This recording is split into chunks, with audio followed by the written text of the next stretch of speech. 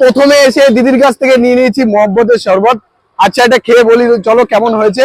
কালারটা দেখে তো মাস্ট লাগছে। দিদি বললো এটা যে খাবে, যার বউ চলে যাচ্ছে, গার্লফ্রেন্ড চলে যাচ্ছে, এটা খেলে আবার ফেরত চলে আসবে। চলো খেয়ে নি। এটা কি রেডি করছো? মহব্বত।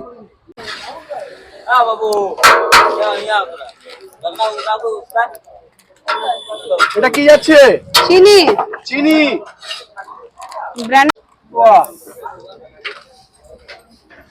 এটা কি দিদি? রুয়াবজা। আলটা। কি কি যাবে দাদা? আমুল দুধ, রুয়াবজা, চিনি, আইসক্রিম, চিয়া সিডস। আচ্ছা এটা কি? Chia seeds. Chia seeds. হ্যাঁ। বাহ।